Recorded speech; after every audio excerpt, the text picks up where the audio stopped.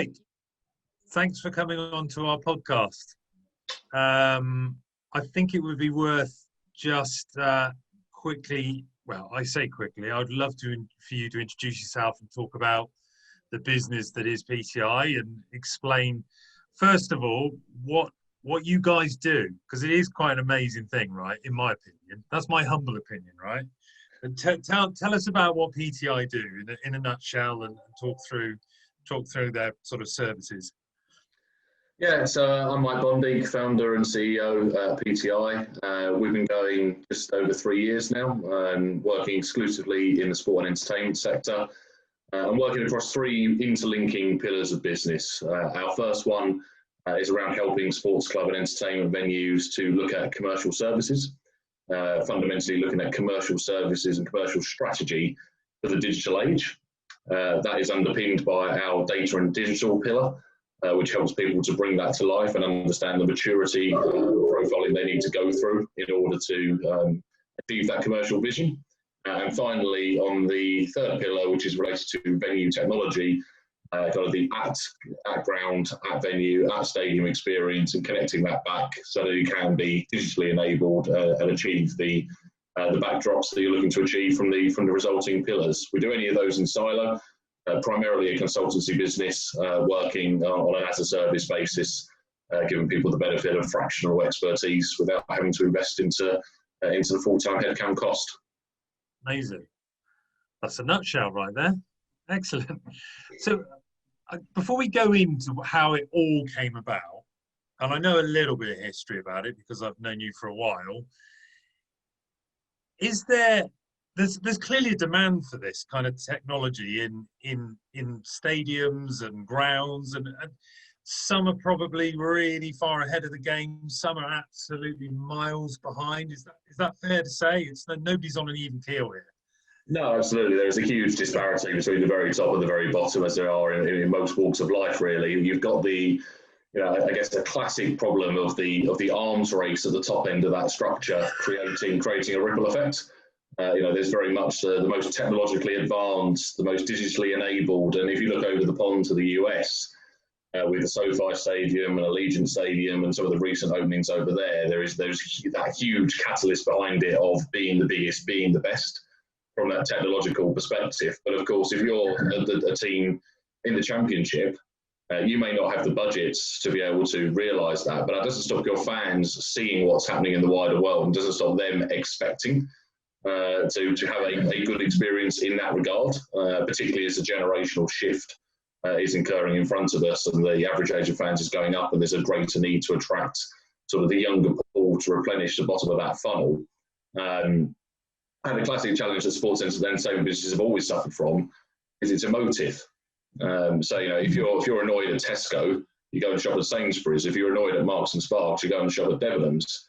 If you're a Championship Football Club fan and you're annoyed about the experience, you don't go and support another club. A Bristol City fan doesn't become a Bristol Rovers fan, an Arsenal fan doesn't become a Spurs fan because the Wi-Fi is better. They just shout and shout and shout at the club and demand and have expectations. And really, it's that consumer behaviour that's driven a lot of the demand for people to understand how to take their next steps forwards, even if that's a wide-scale transformation, but just in projects in silo. A better ticketing system, more advanced till system, an easier click and collect system for food and beverage on a match day.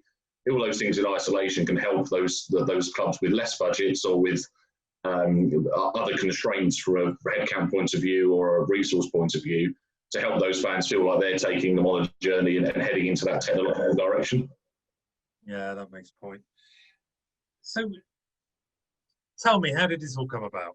Give us a bit of a background of yourself, and tell us exactly at what point did you think, I'm going to try and do this on my own? Because we did have a conversation last week about you sort of saying, I think the strap line for you, and we love a strap line, right? It's got out of control.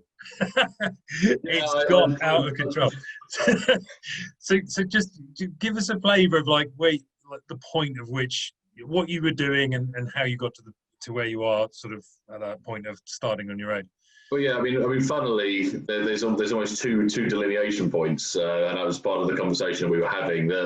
when I decided it was turning into a business, and actually had greater legs and merit, it was probably about 18 months ago. But of course, the company's been going for about 3 years. So there is a separate demarcation as to how the company started. So to wind back, I've spent the last 15 years prior to starting the business working in sports and entertainment businesses, primarily on the rights holder side of the fence. I was very fortunate in that my first job was at Arsenal Football Club and helping them to look at systems and building platforms for what might now be considered, a digital department. Back in the day, working under the commercial team there, helping them to get fans to self-serve and deal with uplift in inventory they were experiencing as a result of the move from Highbury to Emirates in the mid-2000s.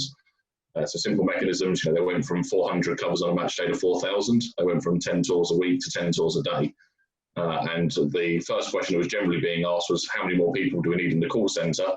And actually a group of us were saying, no, we need to let these fans self-serve. And of course, whilst it's only sort of 15 years ago, as a piece, it's probably important to put the caveat in there to say the iPhone was still 3 years away from release. Because whilst we're all absolutely wedded to our smart devices now in all facets of life, at that time, building web transactional systems and having a website that you could buy from was almost revolutionary as a step. So we set out on a journey to go through that. I jumped out of there to actually get into cricket on the playing side as a coach, as an analyst, and I worked across a few of the first-class counties over here. It doesn't look like it because I'm sat down, but I'm 6'7", and that doesn't promote long careers in fast bowling or in coaching as a perspective. So I got back out into the world of building systems again. I've worked with the likes of Man City, Principality Stadium, Wembley, Lords, All England Lawn Tennis Club, designing systems to suit tactical needs that were emerging in the market, where you kind of had a classic gap between what you might consider a ticketing system for a general admission seat, a retail system for merchandise, and then a CRM to put it together. There were lots of gaps being left by that, and we were designing systems for there. But most recently, full-time, I was in West Ham, delivering the tech strategy and deliverables of the London Stadium move, as they obviously moved from Upton Park over to the former Olympic Stadium over in Stratford. And so, a weird and varied career across sports, nearly always touching technology, always revolving around data and platforms. And ultimately, I didn't set out looking to form a business. I set out looking for my next full-time job. Once West Ham had moved into the London Stadium and we'd gone through the first season there, the heavy lifting of the transformation was complete. Did the World Athletics Championships there and worked across a number of other major events that summer. And it was then time to move on, fresh challenge. Let's go and get some time. And essentially, I was out there speaking to people like yourselves and having conversations about new roles. And there were lots of head of technology, CTO type jobs sort of out there in the sports market. But actually, what they were, when you looked at the details of the job spec, were a list of projects. And not only were they a list of projects rather than a strategic investment into technology and that being the future of the business, they were a list of projects that we'd probably accomplished at Arsenal in 2008, but being marked up as innovation in 2017. And I'm sort of thinking, well, hang on, if I apply for this job and I'm going to go and get into this, I'm going to want to be doing, I'm going to be proactive, I'm going to want to build a team, I'm going to want to look at strategy, going to want to roll out innovation. Maybe even look at incubators, accelerators, all of these sorts of things that you would expect a full-time CTO to do. And it was quite clear that the appetite from those people who had those job specs in market was not to that level. It was, you know what, I'm the CFO and I'm running technology as a cost center, or I'm the COO and I'm running technology as a function of match day, i.e. so long as the turnstile spins, so long as the bells are ringing, tech's clearly working.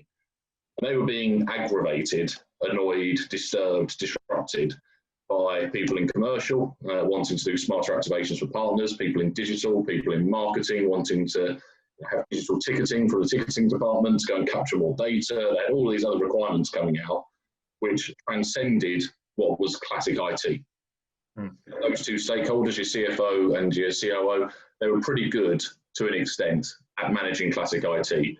Licensing, savers, cables, patching, lights on, lights off, break fix type stuff, because it's very functional, it's very black and white. So what was happening was, over the top of that, people couldn't get to grips with the fact that the enterprise environment didn't match up with their home environment. So, we wind back to 2017, Netflix was really on its big drive then. And obviously COVID has given it another big boost, but it was on its big drive there. Amazon Alexa devices were into, I think, iteration 3 or in and around at that stage. So you go home and you press your Ring doorbell, and that's connected to your smartphone, and then you go in and you ask Alexa to turn the lights on.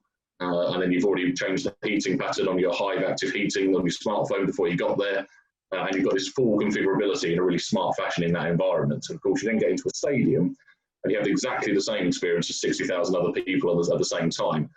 And that was really frustrating for those commercial people who could see how to monetize the opportunity of taking that home environment into the enterprise. And of course, the weak link there was that the underpinning technology, that classic infrastructure, networking, cabling, switching, Wi-Fi, DAS, etc., wasn't geared up to support it. What happens mostly in these venues is that you might have 100 people working there week to week. You'll have 30,000 people on a Saturday, and you'll spec it for 4,000 to 5,000. So in the week, it's brilliant and it works fantastically for all the staff. And they go out and do their match day checks on a Friday. There's no bandwidth problems. There's loads of clear traffic. Brilliant. Yeah, it's all working. Saturday, 2:30 as people start to enter the ground, it's like, oh my God, it's not working again. And it's simply that the right fit infrastructure is not at the base of your pyramid. The base of your pyramid is connectivity. That then powers the infrastructure, that powers the digital platforms, and that powers your overall experience. And so those COOs, CFOs were going, right, I'll tell you what I need to do to get this off my plate. I'll hire someone in a senior management position who can just answer these questions because I can't be asked. Was almost broadly the statement. So I basically started PTI, which stands for Pragmatic Technological Insight, and 3 words that kind of represent me and my belief on things. And Chad's probably chuckling, going, "Pragmatic, you," as a perspective. For me to go and personally consult and say, well, look, actually, rather than you hire that CTO and you 3 people all hire 1 CTO, why don't I do it 2 days a week, 6 months, get these projects delivered for you, show you that this can be achieved more rapidly than you think it can be, show you that it doesn't have to be a full-time headcount, and then as and if you need to turn the tap off, then great. If I write you a strategy document and that's all you need, and you want to implement that in-house, fine. If you want me to continue and roll that out, fine. And it just kind of switched on a light bulb for them of going, okay, so actually this is achievable. It's not as complex as I first feared it was, and it's quite flexible. So if I do take a punt and say, actually, we do want to roll out this bigger transformation project and it starts to go south, then I can just turn the tap off on this consultant and tell him to bugger off, rather than having the awkward conversation with the CTO 9 months in to say, listen, mate, this isn't working, as a perspective. So it gave more that flexibility. And that started off with Bath Rugby being the first clients who were looking at the Stadium for Bath projects and thinking, well, actually, we don't want to commit to a full-time CTO until we've got planning. So let us get this ahead of the game, because we understand that technology is going to be an important part, and the data strategy to grow the arena is going to be a key part of what we deliver from a commercial strategy point of view, but we don't want to commit. And essentially that was my client 1 in having that conversation, saying, okay, let's come in 2 days a week, 6 months, let's see how this goes. And quite quickly, what happened was we snowballed. By the end of month 1, I had, I think, 7.5 days a week contracted, which was a bit of a challenge. So we started looking to add burst capacity consultants and start to grow it like that, and bring in people that I'd known and worked with in industry, and kind of out of my own black book of people I knew had a similar ideology, and then simply day rate on day rate, and I was just bringing them in and marking up and putting it through the business and working it that way. And then we got to the end of the first year ish, sort of Christmas of 2018, and suddenly we had 19 clients across 4 people going, well, actually, hang on, this is really working. Let's now actually start to caveat it. So the line I used the other week was it's a one-man consultancy that's just got a little bit out of hand to become the business it is today, with 18 full-time people and a wider network of retained burst capacity consultants, and now working across the UK, Ireland, Spain, and Australia as a piece. So it's a story of 2 halves, really. The reason I started it was there was a gap in the market, and I felt that I individually could exploit it. That turned into a wider gap than I perceived it was going to be. And about 18 months, probably the start of 2019, I thought, right, this is actually a proposition that we should develop, mature, start to bring people in-house, start to get the economies of scale, and start to beef ourselves up. And as we stand today, we've worked with 75 clubs and venues globally off the back of it. So out of hand would be a good description. No, that sounds good. It makes sense, Mike. It sounds really exciting. And I suppose just listening to you, I mean, I think that's one of the things a lot of founders really struggle with is they have a great idea, and when it's them and maybe 2-3 other people, because you can kind of keep your control over it if you like. It's really easy to grow and to keep having that great reputation, so you're growing via referral. But I guess kind of when you get to that point where you are now, you said sort of 19 heads, I guess, are you able maybe just to share some of that journey, the lessons you've learned, what you may have done differently on how you've kind of scaled, and I guess now you're kind of sat there in this helicopter overview of everything that's happening. But I think that's one of the big challenges, especially from a technology perspective in tech businesses, is that how do you continue and grow that? Yeah, I guess we've got a slightly different perspective to an extent, in that being a primary consultancy-led business, we're service orientated rather than product orientated. I think that's where obviously we work alongside a huge number of tech companies who want to break into sport and entertainment, and see huge numbers of this, because we tender on behalf of clubs for huge amounts of work, and see a lot of that side of the market. And I think that there's a greater temptation to rush when you have product, because you get to your MVP and you're like, great, now I need to validate that by winning 10 clients. And so you'll go and push that into as many avenues as you can. And in some cases, therefore, into places it probably ought not to be. Whereas consultancy, because you're fundamentally selling knowledge as a piece, there's only a finite amount of people that will need that knowledge at a particular point in time. So we really, in the early stage, even as we transitioned into being what I would kind of quote a proper business over the last 2 years, didn't set heavy sales targets. We're very input focused and believe that outputs will come as a result of that. So go, well, actually, if we want to achieve the following things, here's the behaviours and cultures and standards that we need to live to as a business. When you look at it, it's an interesting world, really, and it's a slightly strange behavioural trait. But setting sales targets against consultancies always felt very counterintuitive, because as I say, you are selling knowledge. So what you're assuming is that there are a number of people in the market who need X amount of knowledge at any one point in time. And so when you have more traditional consultancies, given that we work from anything from half a day to a week to a month and turn the tap on and off at any point, they're looking at going, right, these engagements need to be worth at least X figures, or it needs to be at least X number of days to make it viable. So what happens if that person needs 6 days of knowledge, but it doesn't hit your 10 criteria? What do you do with the other 4 days? You either overcharge them, or you try to give them knowledge they don't need, which isn't going to help your relationship. Why not just meet the knowledge needs of the client and work to that? And that's very much been our mentality on the way through. So I think we've probably got a slightly different perspective to a slightly different challenge, which is making sure our challenge fundamentally is making sure the market is aware that they have a knowledge gap. It's an interesting conundrum. The chief exec of a football club is unlikely to wake up in the morning thinking, I better check in on the firewalls and see when they're next due to be upgraded.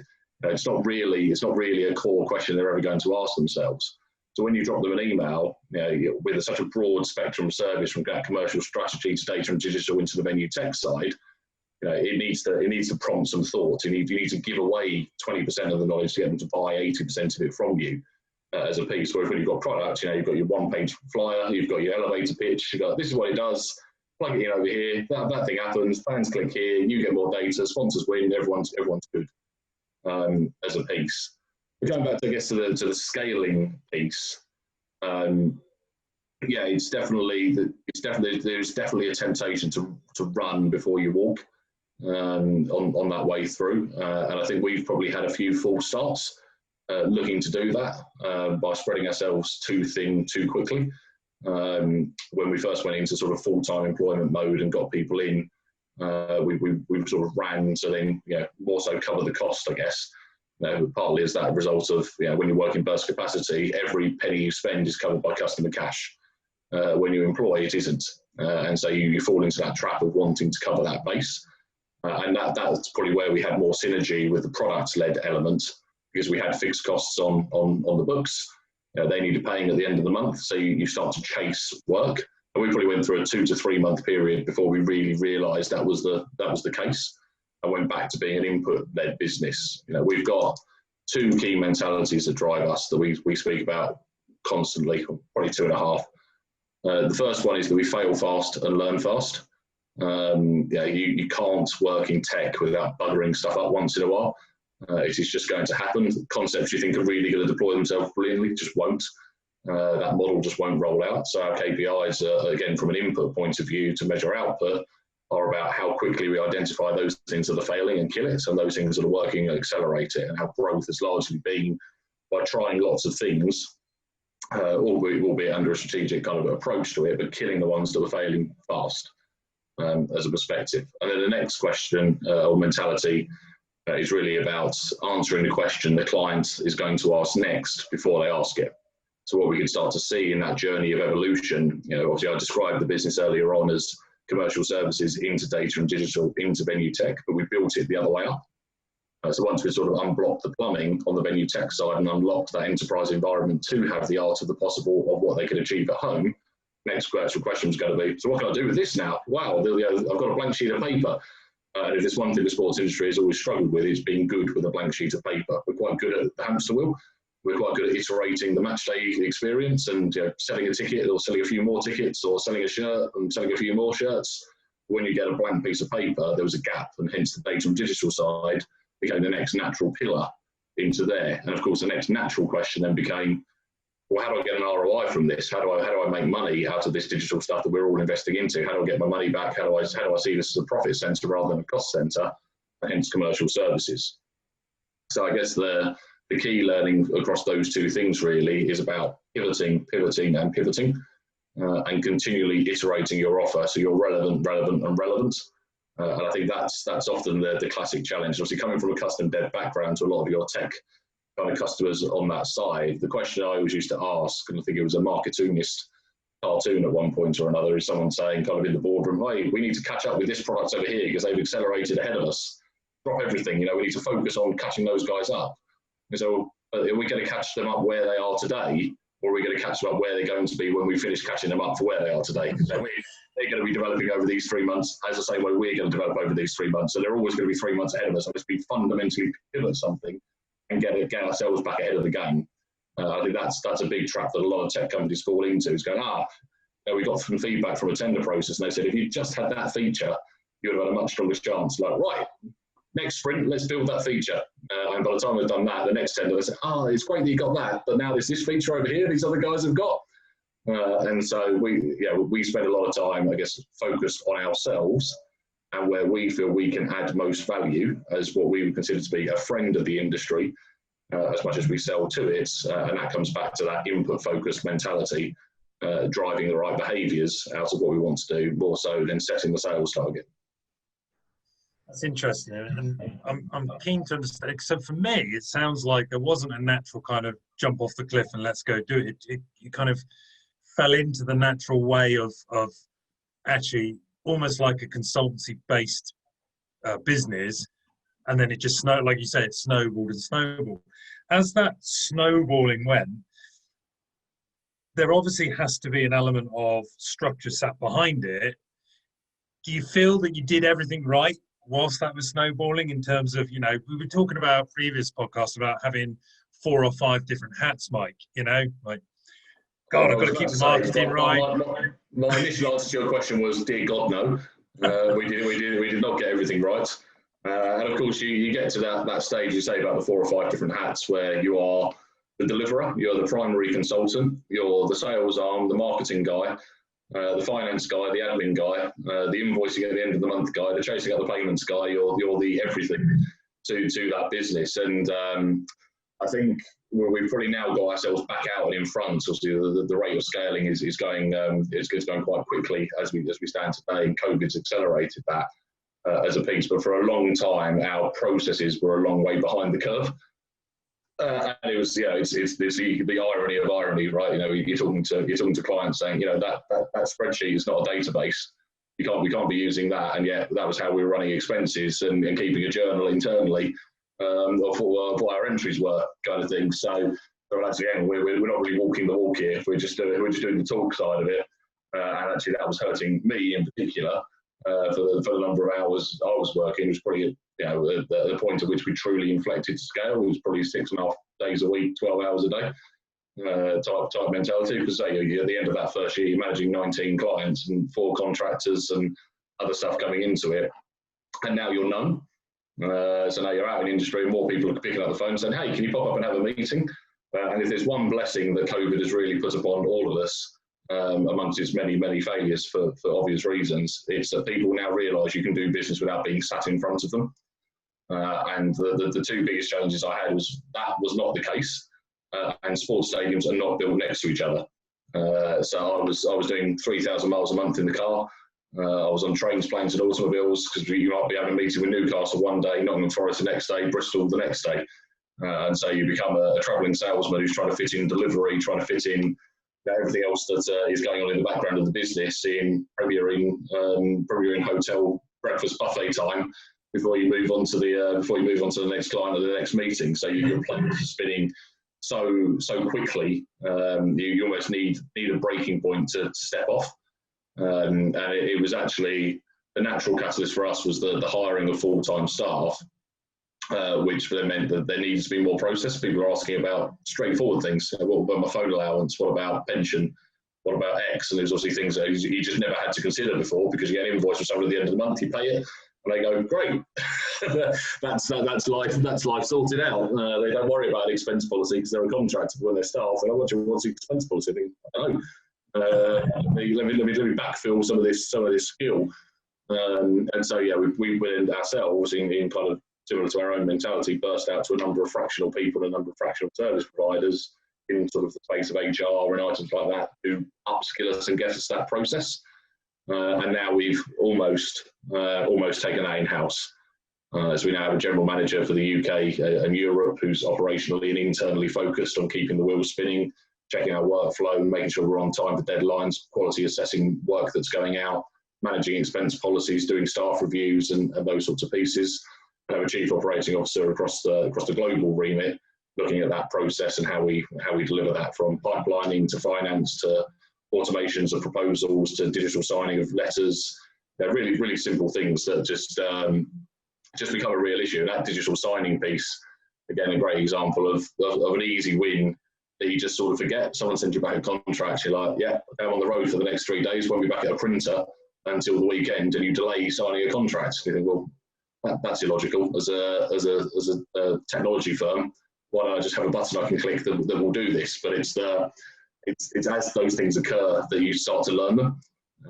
So yeah, looking back, I would definitely say, as a key piece of advice, try and have the process behind what you're looking to do an evolution ahead of where you actually are, because then you'll avoid a lot of those growing pains. And we're sort of reaping the benefits of that now, having onboarded 5 staff in the last 6 months, because there's an automation of platform, a process of learning, of understanding, of updating, of collaboration that we can roll to them that gets them up to speed and firing for the business more readily.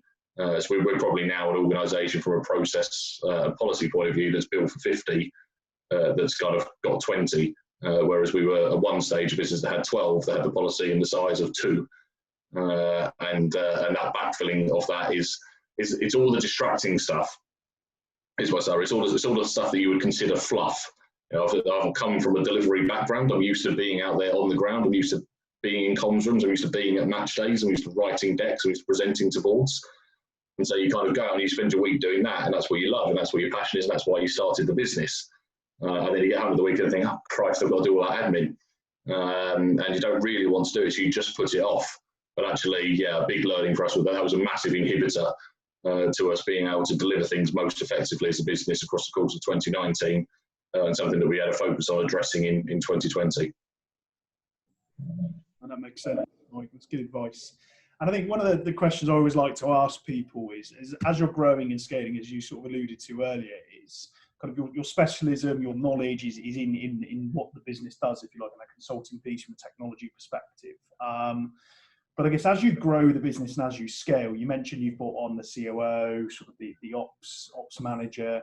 But I guess sort of, are you in that space, or have you considered, because one of the things we speak to founders a lot about is do I look at sort of bringing on NEDs or getting sort of different advisors in from different areas to help out with things?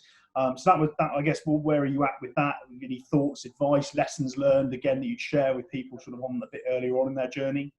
Yeah, it's definitely important to have voices around you, ideally outside your head, as a perspective. But yeah, when I started the original kind of consultancy business, it was just me. I set up an advisory board of 4 people to help with that shaping, because the best thing, I'm sure a number of people start up businesses more so out of frustration of working for one place for a long period of time, or just can't be dealing with those politics anymore. If I'm my own boss, at least I can't complain. And you have that kind of a piece. And there's a lot of attraction to that, and it gives you a lot of freedom. But actually, freedom can be dangerous.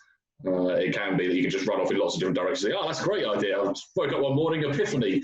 I've had a moment. Great, let's just run with that. And no one's there to sense check and hold you back and say, hang on, maybe that's 60% of a good idea. What about the problems you've got over here?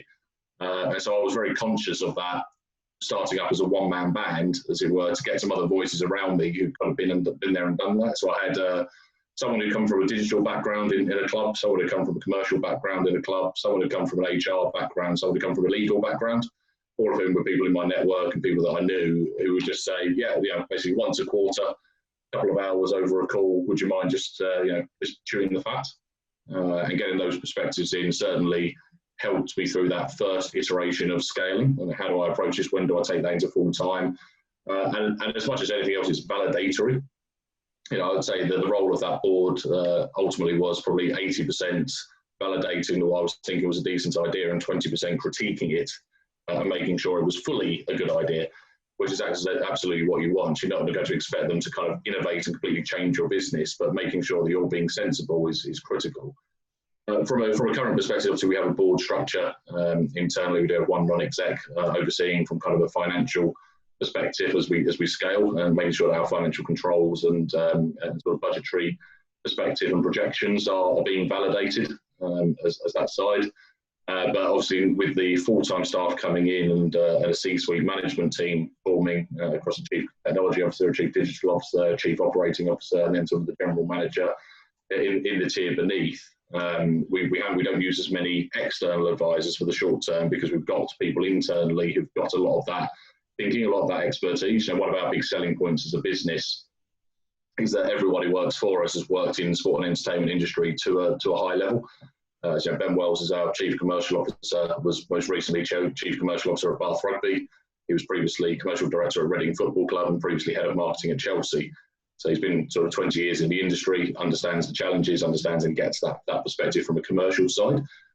Daniel, who's on data and digital, was a data and digital director for AEG, initially across Europe, and then working out of the States with places like the Staples Centre and the LA Kings, etc.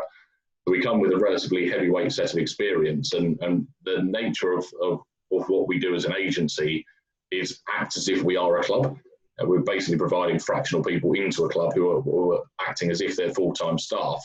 And now that we've got those different differentiators in pillars and those differentiators in staff, we've almost got the board of a football club sat in our boardroom, being able to have those conversations, say, hey, is that a good idea? Well, I think that's a good idea from the tech side, but do you think that works, Ben, from the commercial side? Well, actually, I perceive these issues. And so we've got a little bit more of that flexibility piece. We're definitely looking more to that external advisor capacity in new territories. There's no replacement for market understanding. And people living that on the ground. You can research, you can look at industry from the outside. There are obviously huge commonalities across the globe for how sport and entertainment operates as a perspective, but having local level people who know that market, who can share that intel, who can also broker client 1, 2 and 3 sort of introduction and look on that basis is certainly something that we're exploring. But as I say, as a summary point, having additional voices around the person driving the strategy is critical. And then I suppose the other question I always like to ask, and then you can be as open or as closed as you want on it, Mike. I guess one of the things, everyone obviously when you start up a business, whether it be a product business, consulting business, I guess you kind of sit there and go, right, am I going to go, I want to grow. Everyone wants to grow. I mean, I guess that's for a lot of people, rightly or wrongly, the measure of success, isn't it?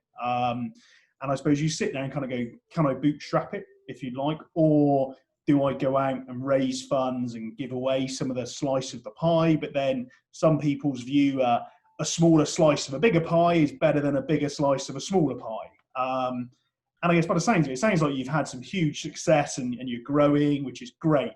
And I guess, where are you at in that space? What's your views, thoughts, experiences? Again, because I think early stage founders, I mean, it's one of the quandaries that they always have. And they kind of, I think lots of people sit on the fence and are really unsure as to how, what to do.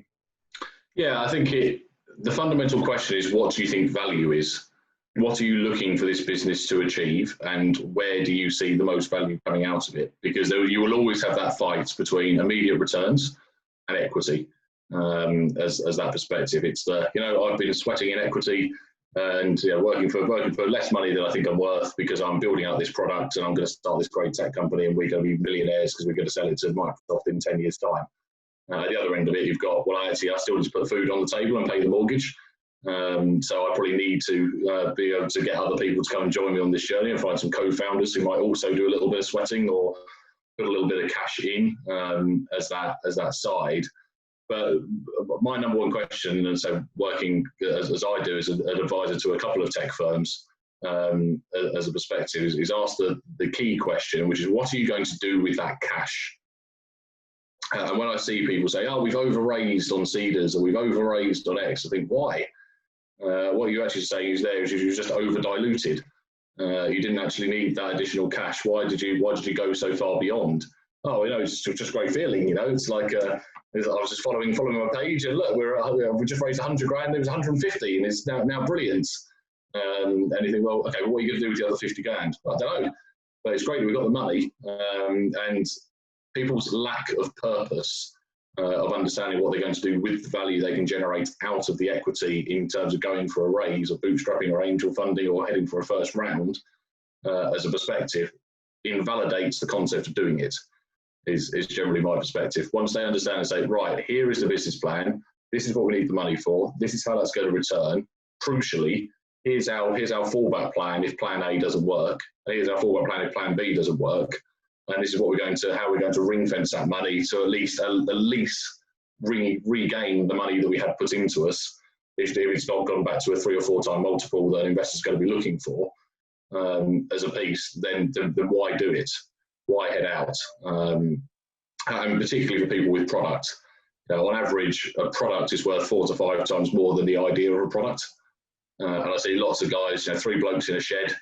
They've had a great idea, they've got some coding experience, we're starting to build something, like, right, we need to get an investor in, and they've got no first revenues, no proof of concept rolled out, no actual platform, it's just a good idea.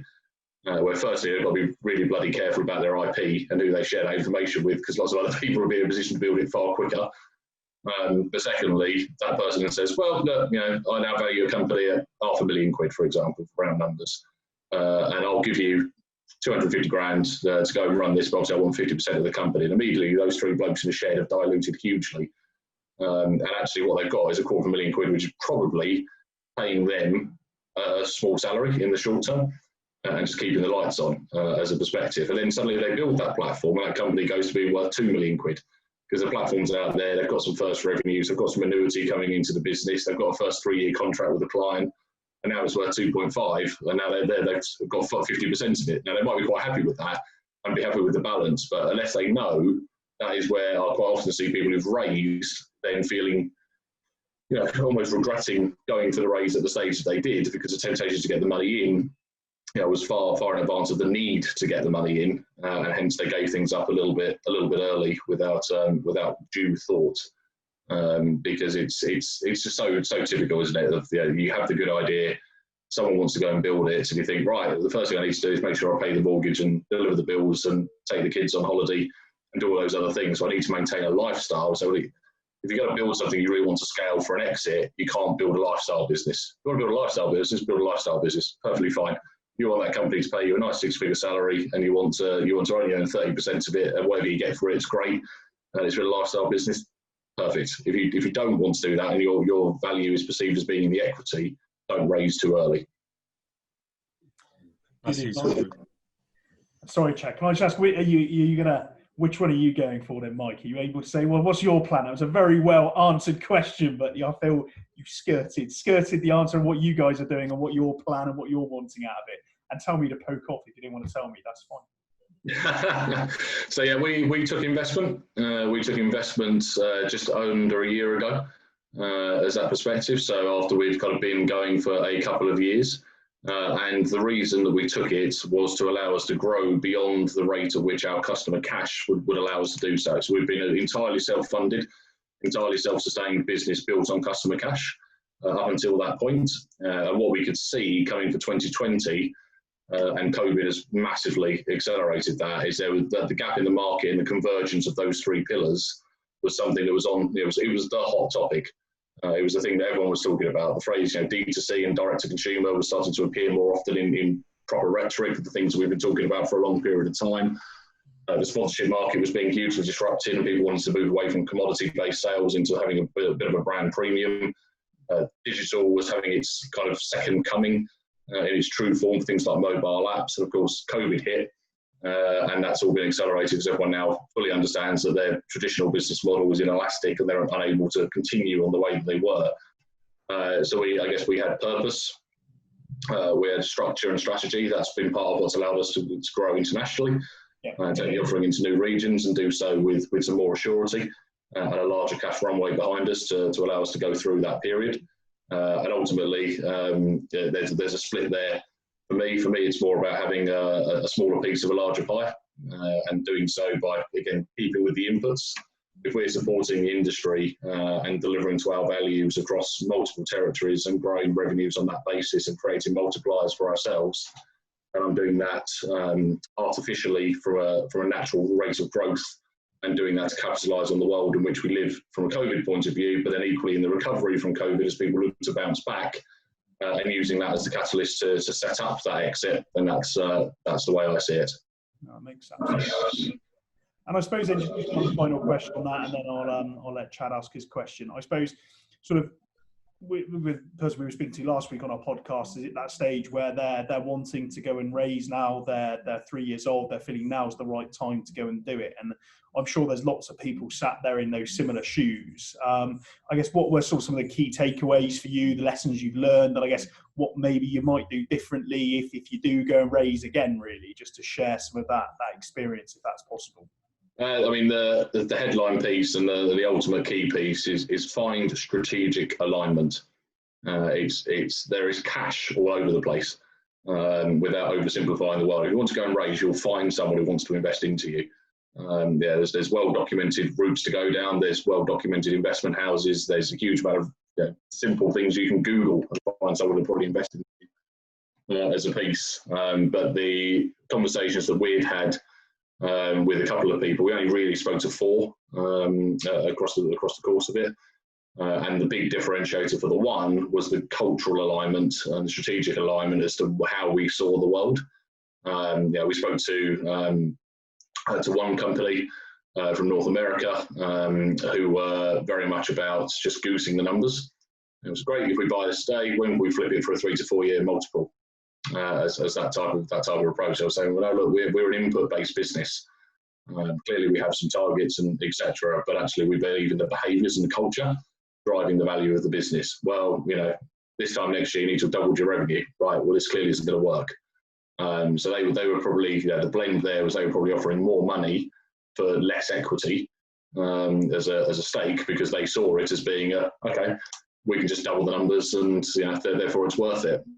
So you have to make that ideological decision as to are you trying to chase the quick money at the cheapest rate and retain the most amount of equity, but then end up in a position where, as you say, I think you alluded to earlier on, Carl, in terms of the challenge of being a founder and having to let go a little bit of the control of your vision and your company as people start to join the journey. And suddenly you've got an investor with a seat on the board who's got a completely different ideology to your own. You suddenly won't enjoy running your company very much, nor will you have very productive board meetings, nor will you be pulling in the same direction, nor will either of you quite likely achieve the goals that you both got into it for. So yeah, we went through that decision. Really was probably the key one that I reflect on, of taking easier money. Let's say easier money. taking larger money at higher rates at lower returns from an equity point of view, but then having the risk of disharmony, discord in the company and competing demands, versus finding someone who's completely in tune with the input-based model that we had, how that would influence the sports and entertainment market, how it could grow within the confines of that investment to the best of its organic ability, as it were, without just sticking no notional numbers and just going, right, times that by 2, times that by 2, times that by 2. Every year we've grown, every year we've doubled, this is going to make us money. And so we can still get onto that journey, but doing it a different way. So yeah, that would be my biggest learning, was there's lots of money out there. There's dangerous money out there, and then there's aligned money out there, and make sure you're trying to stick to the latter. It's good advice. Yeah, he answered my question. That was my question. But would you go back, Mike? Do you love it? Is it? Yeah, does it keep you awake at night? I mean, what is it? Is it adrenaline? What do you love about it? Is it adrenaline fueled? Is it? I mean, what is it? So variable. What are the distinctions between doing this and doing a CIO role or the like? And there's obvious, but there's got to be something. You got to be mad, right? You do, yeah. I mean, it is a lot of work. I suggested earlier on that point of inflection, I was probably 6.5 days a week, 12 hours a day. It's probably now 6.5 days a week, 10 hours a day, as a measurement of success for bringing in process around you as a piece. But look, I mean, kind of, I guess, a bit of a waffly answer, but I'm a big believer in do what you enjoy, and you won't work a day in your life. And I've been fortunate that I care passionately about sport. It's been a big driving factor in my life in a whole variety of different ways, kind of on and off the field, personally and professionally. And so I always found it interesting working in those businesses. I always wanted to go to work. I always wanted to get to the next match day. I didn't care if we were working Boxing Day, and all of those sorts of things, because I enjoyed doing it. I guess now you get the sense of achievement and the sense of pride because you're building value in yourself whilst doing so.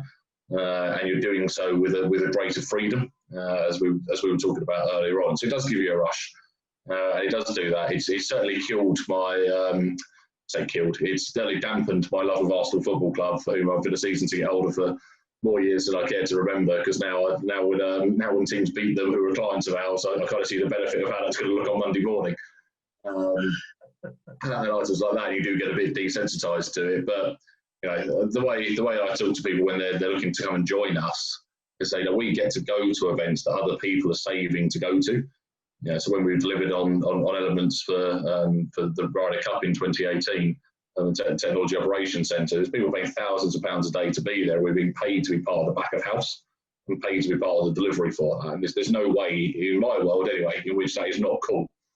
That's not a great reason to get out of bed in the morning and go to work. And of course, you've got the hard slog things, and you've got the pieces of it you don't like, and that's the same with any job, right? You've got 70% of it you love and 30% of it you can probably do without as a piece. So you still have that. Some early mornings in the car driving off to somewhere thinking, this isn't going to be the most productive meeting or the best use of my time, but you go and do that because you get the reward of going to that match day or doing that next piece.